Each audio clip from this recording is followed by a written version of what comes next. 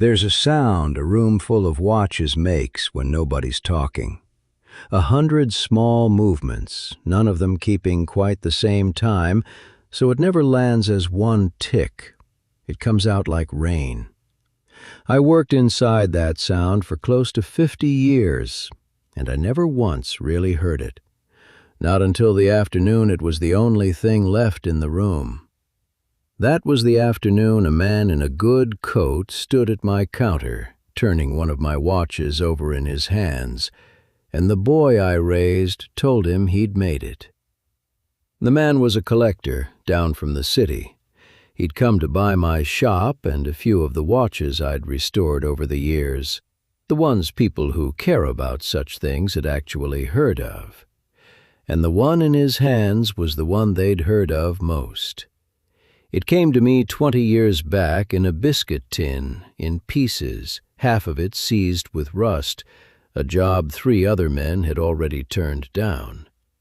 Took me 18 months to bring it back to life, and Neil, that's the boy, though he's a man of 44 now, Neil lifted it off the velvet, easy as anything, and said to the collector, "This one here, this restoration's the one that really made my name."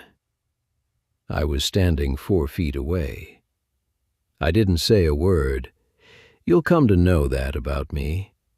And while I stood there, I had a thought I hadn't had in 25 years, not once.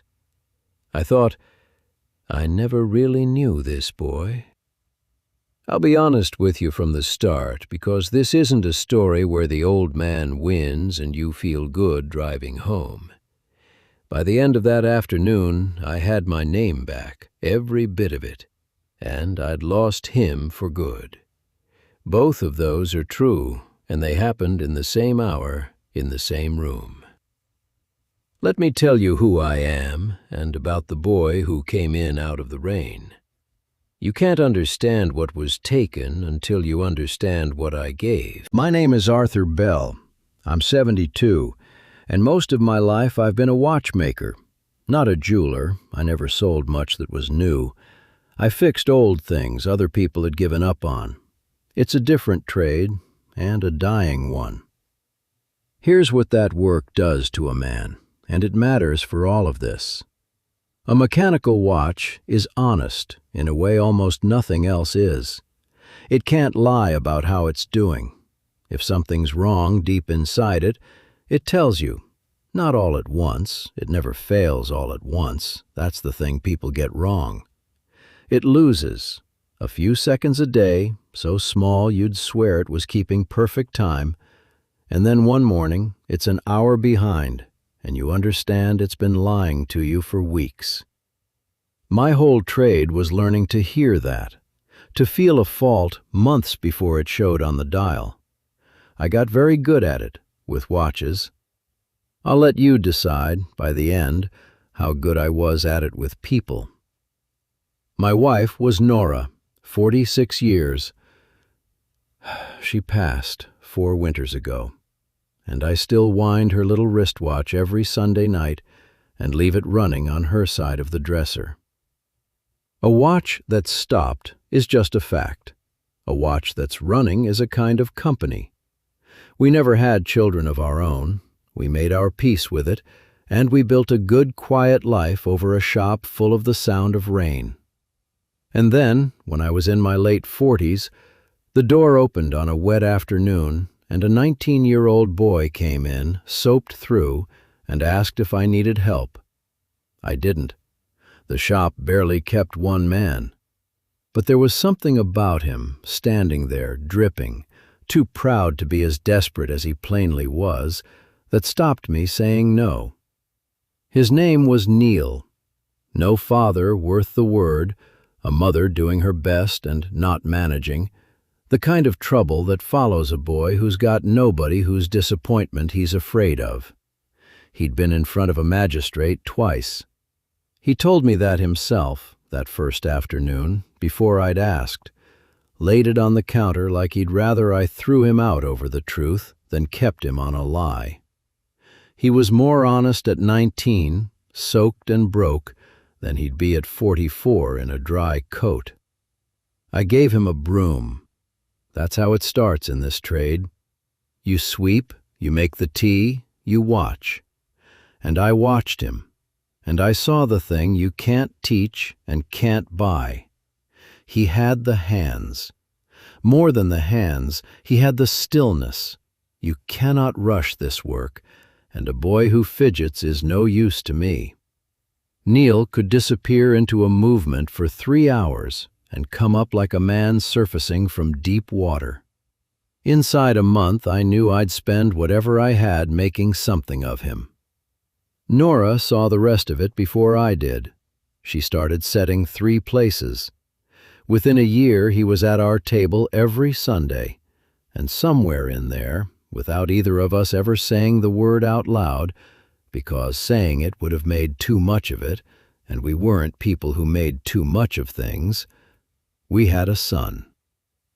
I taught him everything, held nothing back, not the way some old men do, keeping one trick to themselves so they're never quite replaceable. Every fault I'd learned to hear, every fix I'd worked out alone across 30 years, I put in that boy's hands, gladly, the way you're meant to give a son more than you had. And I'd do it again. Hear that before the rest, because the rest will make you angry at him. I don't regret 1 hour of it. I loved him, and I made him, and both of those are why it could hurt the way it did. Nobody erases you all at once. Like a watch, they don't fail on the hour they fail. They lose. A few seconds a day, until one morning you're an hour behind. A man's place in his own life goes the same way. I don't like the front of a shop, never did. Explaining to a woman why her grandmother's watch costs more to fix than to replace, and watching her decide whether the memory's worth it, that wore me out worse than any repair. Neil was good at it. He had the warmth I never had. People I'd have sent packing came back for Neil and told their friends. So I let him have the front gladly. I moved to the back bench where the light was worse and the work was better, and I let the boy be the face of the place. Because between the two of us, there was never any question who did what. He knew, I knew. I thought the truth would keep itself. That was my mistake, and I've earned the right to name it. A truth that only lives between two people isn't kept. It's just unwritten. And an unwritten thing belongs to whoever says it out loud first, and often. Neil told the story of this shop hundreds of times in all the years I was happy in the back and never heard him. And when you tell a story that often, it bends toward the teller. He never once said Arthur didn't do it. He just said we. Then we got shorter. We became the shop, and the shop became... I've been restoring watches like this for years, and here's the part that let me stay blind. There was truth in it.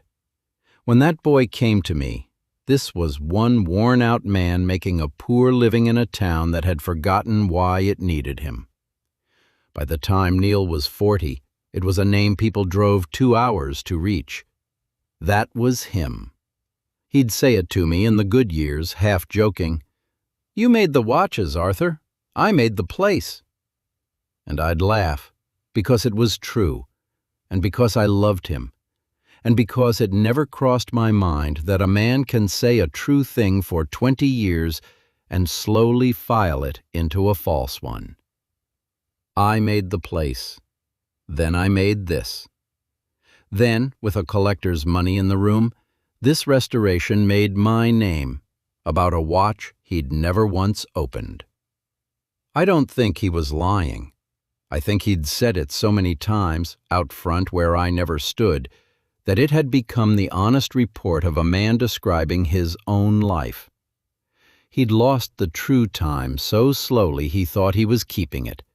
And so had I, in the back, telling myself it was safe because we both knew.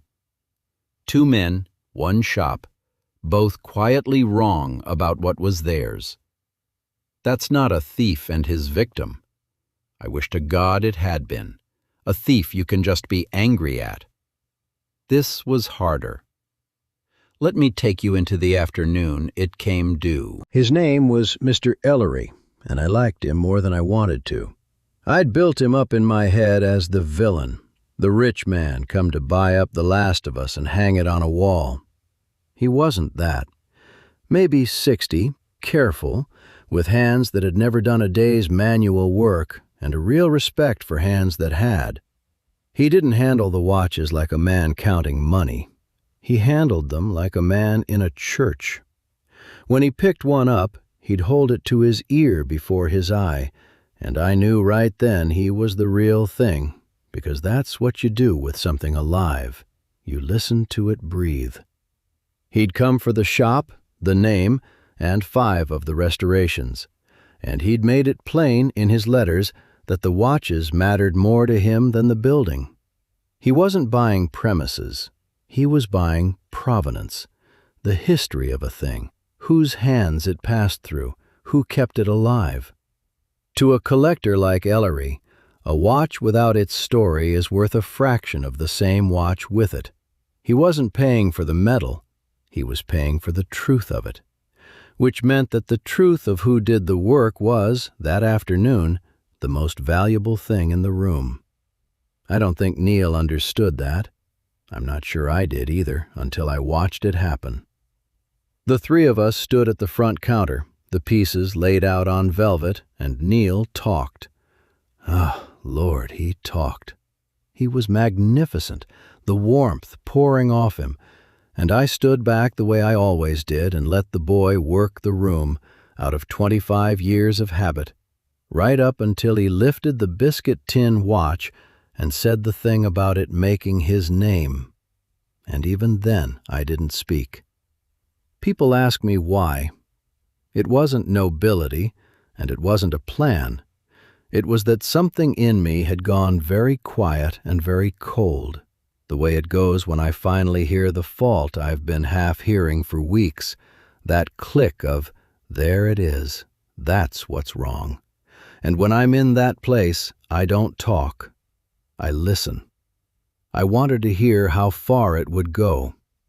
It went all the way. Ellery asked about the 18 months, and Neil described them. The rust, the seized barrel, the long nights, my nights, told back to me in the first person, smooth as anything. And I understood he wasn't performing. He remembered it that way now. He'd stood next to the story so long he thought he'd lived inside it. What I felt wasn't rage. I keep telling you that because I need you to believe it. It was closer to grief. I was standing at the graveside of a boy who was still in the room. Here's where it turned, and it didn't turn because of anything I did. It turned because of the work. That's the only justice I've ever really trusted. The work tells the truth even after the men have stopped. Ellery had a loupe, a jeweler's eyeglass, and he'd been studying the movement while Neil talked. He stopped. He frowned. He said, "This is unusual." He turned the watch to the light. "The escapement. Someone altered the lever here. That's not the original geometry, and it's not a standard repair. Whoever did this changed how the whole thing releases." He looked up. "Why?" A simple question, aimed at Neil because Neil was the man who'd just said he made it. And Neil didn't know. I watched him not know. It's a particular thing, seeing that on a face you've loved, the moment the ground stops being under it. He knew the watch was famous. He knew its story. He did not know the one thing you could only know if your own hands had been inside it.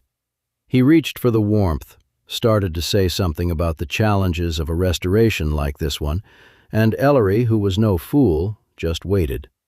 Waited with the watch held up and the plain question hanging there. Why? And into that silence, I spoke for the first time that afternoon. I said, "Because the original barrel was undersized for the mainspring some fool had put in it before it ever reached me, throwing too much power at the escapement. To fix it proper, I'd have had to remake the barrel from scratch, and I didn't have the history to know the maker would have wanted that. So I altered the lever instead, bled off the extra force. It's not correct. It's not what they'd teach you. But it saved the original barrel, and the watch has run inside 2 seconds a day for 20 years. So I've made my peace with being wrong the right way.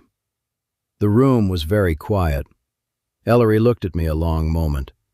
Then he turned the watch over, and without being asked, I told him where to look. There's a mark inside the case back by the 4 o'clock. Small. You'll want the loop. It's just my initials, a little AB, no bigger than a pinhead, cut with a graver I ground down myself. I put one in every restoration I ever cared about. Not for a moment like this. I never imagined a moment like this. I put them there the way a man carves his initials in a tree he's planted, not so anyone would find it, so it would be true whether they did or not. Ellery set the watch down on the velvet. He didn't say anything dramatic. He wasn't that kind of man, and thank God, because I couldn't have stood a scene. He just looked at Neil, and then at me, and something rearranged itself behind his eyes, quiet and final. And Neil stood there in the wreck of it and said nothing at all, because for once in his life, there was nothing he could sell. Ellery bought the shop. Not the way it was going to be bought. He bought it knowing whose it was. He was decent about it, the way careful men are. Before he left, he shook my hand and held it a second longer than a handshake needs and said, "Your archive, whatever you have, I'd want it to stay with the pieces and known it's yours." He wasn't offering me money. He was offering me my name back, and that's why I liked him. Neil found me at the back bench that evening. I was sitting where I've always sat, in the bad light, the biscuit tin watch under the lamp, just keeping it company. He stood in the doorway a while. Then he said, quiet, none of the counter-warmth left in him, "You could have told him privately. You didn't have to do it in front of me." I said, "You could have told him the truth in the first place. You didn't have to do that in front of me either." He had no answer, so we sat in it, the two of us, in the sound of all those watches that don't quite agree on the time. Then he said the thing I've turned over more nights than any other. "Was it worth it, Arthur? Proving it? You've known me since I was 19. Was proving that watch was yours worth this?" And he opened his hand at the room, at the two of us, at 25 years. I know what he wanted me to feel, that I'd chosen a pinhead of metal over a sun, and a part of me felt it. That's the part he was reaching for. He'd been good at reaching for that part of a person since he was 19 and soaked through on my floor. But I'd had all afternoon in the quiet, and I'd found the true thing. I said, "I wasn't trying to prove who made the watch, Daniel." I still called him that sometimes, the old way, when it was just us. It came out. I've known it was mine for 20 years. I never needed a stranger with a loop to tell me. When Ellery asked why I changed the lever, I could have let it go. I nearly did. You know what stopped me? It wasn't the watch. It was that I wanted to find out whether you still remembered. I gave you the whole afternoon to say it. Right up until he raised that loop, I was still waiting for you to be the boy I taught. That's what I was doing, standing there so quiet. I wasn't setting a trap. I was praying. He didn't say anything. "You didn't remember," I said. "That's all that happened here today. Not that I proved something, that I found out. And a man's allowed to find out, Daniel. I'd rather know the true time and grieve it than keep a watch that's an hour behind and call it perfect." He left not long after. He didn't slam anything. There was nothing left in either of us to slam. I gave Ellery the archive, 50 years of notes in my own hand, and I asked only that it stay with the watches, known for what it was. But I didn't give it as part of Neil's deal. That's the one hard line I drew. Neil had meant to sell the shop with my life's work folded in as if it were his to fold. It wasn't. So it went from my hand to Ellery's, separate, on my terms, with my name on it, not passed through Neil's, the way everything had been passed through Neil for 25 years. It's the smallest thing. It's also the only thing that was ever really mine to keep, and I kept it. I closed the shop for the last time on a Tuesday, handed the keys over in the morning, and came back alone that evening. I stood in the middle of it in the dark, the street light coming orange through the front glass, and I did the thing I'd never once done in 50 years of working there. I listened. All those watches, not moved yet. 100 small movements, none keeping quite the same time, so it never came out as one tick. It came out like rain. It had been raining in that room the whole time I worked there, half a century of it, and I'd been too busy inside the sound to ever hear it. I heard it now. I don't have a lesson for you tonight. Some nights I do, not this one. I taught a boy everything I knew, and it wasn't enough to make him remember me, and I don't think there's a lesson in that so much as the weight of it, which I carry and which you carry too, whatever your version is. We all handed the best of ourselves to somebody who may or may not remember whose hands it came from. Do it anyway. That's the closest thing to a lesson I've got. You give the best of yourself to the ones who come in out of the rain, and you don't get to choose whether they remember, only whether you gave it.